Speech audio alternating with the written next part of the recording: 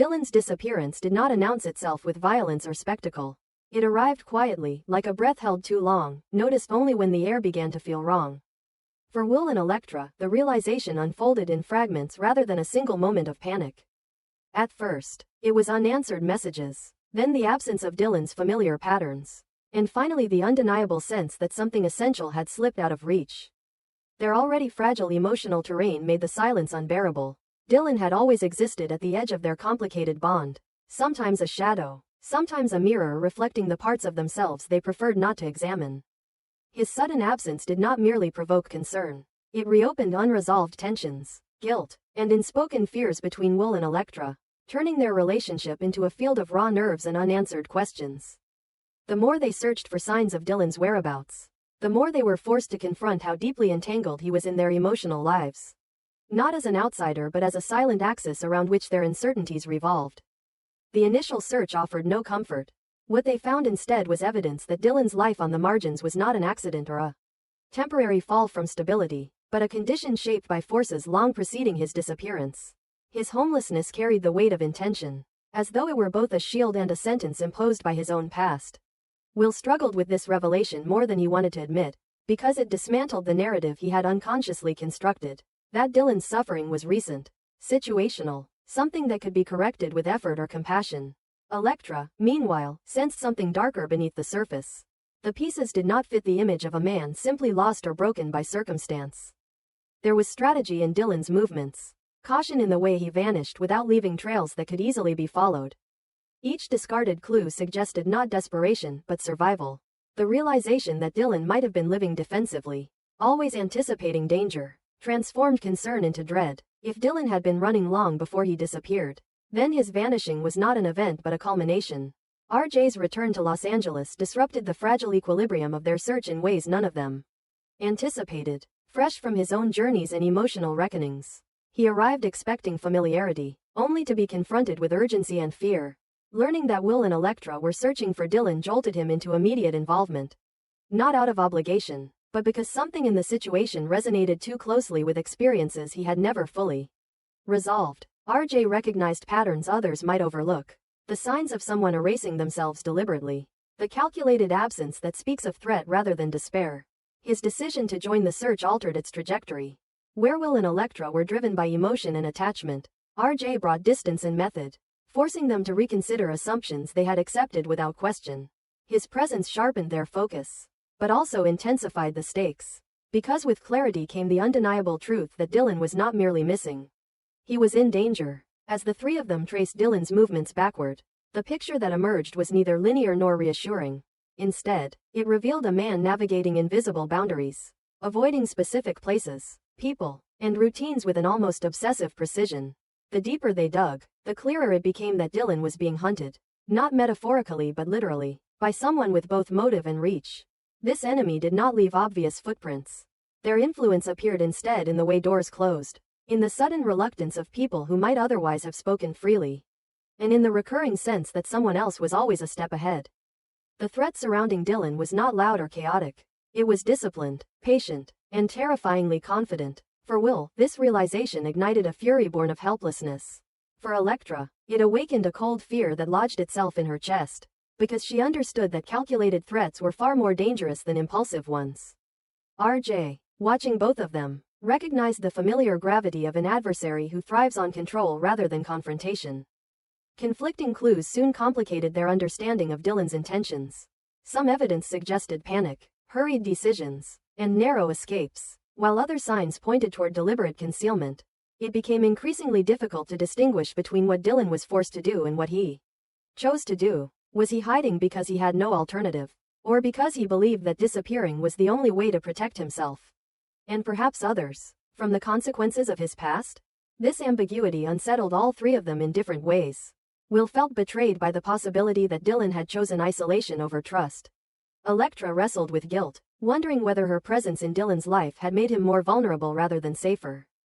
RJ, pragmatic yet haunted, recognized the logic of disappearance as a form of resistance. He understood too well the instinct to vanish rather than expose loved ones to danger. The question was no longer simply where Dylan was, but whether finding him would actually save him, or destroy the fragile safety he had constructed. The threat that lingered in the shadows eventually stepped into the light. Though not in a form that could be confronted directly. Instead of attacking Dylan outright, his enemy began circling outward, extending their reach toward Will, Elektra, and RJ. The message was unmistakable: stop searching, or the consequences would escalate. These warnings were subtle but unmistakable, delivered through intimidation rather than violence, designed to instill fear without revealing the enemy's face. The effect was deeply psychological. Will responded with defiance, his anger hardening into resolve. Elektra felt the weight of responsibility press down on her, torn between the urge to protect herself and the refusal to abandon Dylan. RJ recognized the strategy immediately. By targeting them, the enemy was testing boundaries, gauging how far their loyalty extended, and whether fear could fracture their alliance. Instead of retreating, the pressure forged them into something stronger. A unit bound not just by concern for Dylan, but by a shared refusal to be controlled. Pooling their resources marked a turning point in the search. Each of them brought something essential: Will's emotional intensity, Elektra's intuition, and RJ's strategic thinking. Together, they navigated a landscape where every decision carried risk. Trust became both their greatest strength and their most fragile asset. They were forced to confront not only external threats but their own internal fractures. Because unity demanded honesty they had previously avoided, Will had to acknowledge how deeply his identity was tied to saving others, even at the expense of himself. Elektra confronted the fear that she might lose everything she cared about by continuing forward, yet understood that turning back would cost her something even greater. RJ, acting as both anchor and catalyst, accepted that his role was no longer observer but participant, bound to the outcome whether he wanted it or not. Their alliance was not heroic or idealized. It was raw, imperfect, and driven by necessity rather than idealism. Finding Dylan did not bring the relief they had imagined. When they finally located him, the moment was stripped of triumph. Dylan was alive, but survival had carved deep marks into him. His past, once abstract and undefined, now loomed as a tangible presence, shaping every wordless exchange and guarded movement. The relief of his discovery was immediately tempered by the realization that danger had not ended. With his reappearance, whatever he had fled from remained unresolved, and its shadow stretched long into the present. Dylan's existence itself was now a question mark, a fragile state rather than a fixed reality. Will felt a surge of conflicting emotions: relief, anger, and an ache that bordered on grief for the version of Dylan he had never truly known. Elektra sensed that their reunion was not an ending but a threshold, one that demanded choices none of them were prepared to make lightly. RJ understood, perhaps more clearly than either of them, that the past Dylan carried could not simply be confronted and dismissed. It would demand reckoning, patience, and sacrifice. The unanswered questions surrounding Dylan's past refused to remain dormant. Every fragment of his history hinted at deeper entanglements, at decisions made under pressure that could not be undone. The danger he faced was not confined to a single enemy or moment in time. It was systemic, woven into relationships, obligations, and unresolved debts. For Will, Elektra, and RJ, the discovery of Dylan marked the beginning of a new phase rather than the resolution of their ordeal. They stood at the edge of understanding that saving someone does not always mean restoring what was lost. Sometimes it means accepting that survival comes with scars, and that protecting the future may require confronting truths buried deep in the past. As uncertainty lingered and the threat remained unextinguished, one thing became painfully clear: Dylan's disappearance had changed all of them irrevocably. Whatever dangers lay ahead, none of them could return to who they were before he vanished. Because the search itself had exposed the fault lines of their lives, and crossing them had reshaped their sense of loyalty, fear, and purpose forever. Dickie had not intended to open the past. It happened the way most catastrophes do, not through ambition or deliberate searching, but through routine. Late nights at Logan blurred together as deadlines pressed closer, and in one of those quiet hours, when the building felt hollow and the hum of the lights seemed louder than thought, he began sorting through archived files meant only to help him understand old production workflows. The documents were labeled innocuously: references to supplier transitions, cost reallocations, and departmental restructures from his early days at Forrester Creations. At first, nothing seemed out of place. Numbers aligned the way numbers often do when no one looks too closely. But Dickie had learned, through hardship and survival, that truth rarely announces itself boldly. It whispers, inconsistently, in margins and footnotes. What caught his attention was not a single transaction but a pattern. Funds routed through subsidiaries that no longer existed. Payments authorized under project names that had never reached completion. Money moving in circles that created the illusion of expense while disguising destination. At Forrester, he had been young, eager, and grateful simply to be inside the building. He had trusted the hierarchy without question, assuming that complexity meant sophistication rather than concealment. Now, with distance and maturity, those same records read differently. They suggested intent, not accident. Concealment, not inefficiency. The deeper Dicky looked, the more disturbing the picture became. These were not the reckless missteps of an overambitious company. They were calculated movements executed during Eric's tenure at the helm, protected by layers of authority and reverence that discouraged scrutiny. Whether it was fraud, money laundering, or something more quietly insidious, Dicky could not yet say with certainty. What he did know was that if exposed, the revelation would not merely embarrass Forrester Creations. It could dismantle it entirely, reducing a fashion dynasty into a cautionary tale of unchecked power disguised as legacy. The knowledge settled into him like a slow poison. Logan, already in fierce competition with Forrester, would gain an advantage so overwhelming it bordered on annihilation. A single disclosure could shift market dominance overnight, not through design or innovation, but through scandal, and yet the cost of that advantage would be immense. Hope's face surfaced in his thoughts repeatedly. Her faith in the Forrester name, her complicated loyalty to a family that had shaped her life. Dicky loved her not as an abstraction, but as a person who believed deeply in the idea that institutions could evolve without being destroyed. Exposing the truth would fracture that belief irreparably. At the same time, Logan had given him something Forrester never truly had: respect without ownership, trust without conditions. Katie had welcomed his contributions not as a favor but as a partnership. The brand's rise had been built on transparency, on the promise that legacy could be reclaimed without repeating the sins of the past. If Logan were to succeed honestly, could it afford to ignore a truth so consequential? Dicky felt caught between two moral absolutes that refused to coexist. Loyalty demanded silence. Integrity demanded exposure. The internal conflict began to surface externally in ways he could not fully control. His focus fractured. Conversations drifted. He lingered too long over files he should have closed. Stared at screens as if waiting for them to absolve him. Katie noticed the shift almost immediately. She had learned, through years of navigating manipulation and power games, that silence often carried more meaning than confession. Dicky's tension did not look like stress from deadlines. It looked like fear. When she asked him gently if something was wrong, he deflected too quickly, offering explanations that satisfied logic but not instinct. Eric noticed as well, though from a different vantage point. Now working under the Logan banner, he carried with him both pride and ghosts. Hearing fragments of Dicky's guarded phone conversations, catching glimpses of documents hastily minimized when he entered a room, stirred something uncomfortable in him. Eric had lived long enough to recognize the scent of buried truth. It reminded him uncomfortably of choices he himself had made decades earlier. Compromises justified at the time as necessary for survival. Whether or not Dicky's secret involved him directly, the unease it awakened was unmistakable. The warning arrived without ceremony. An untraceable message, devoid of threat yet heavy with implication, appeared on Dicky's phone late one night.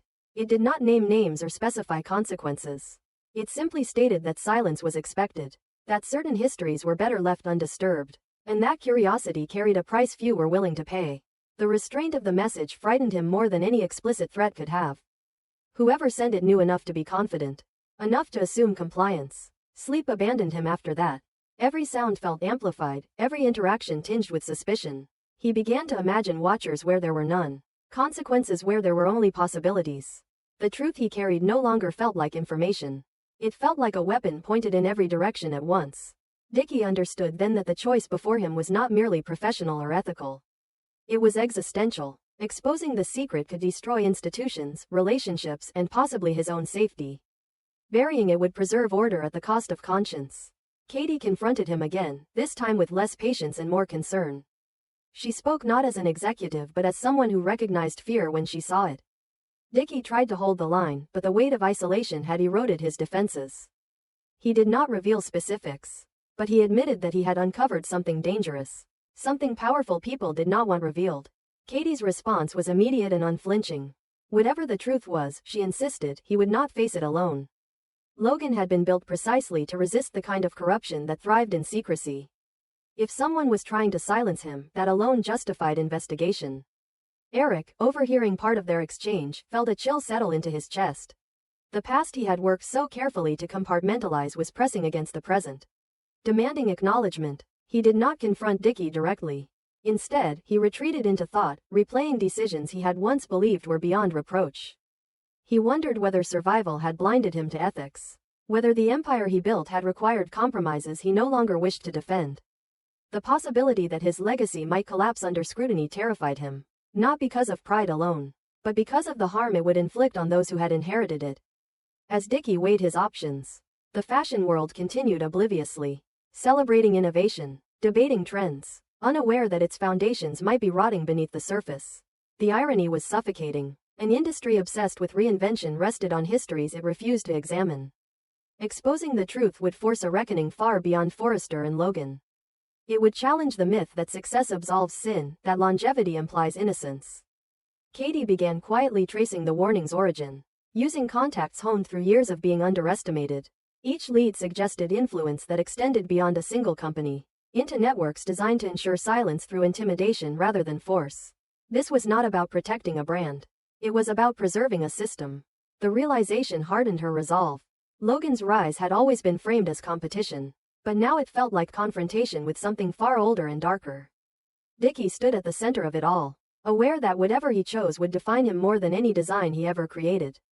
He thought of hope, of the future she believed in, of the trust she placed in institutions that had failed to earn it.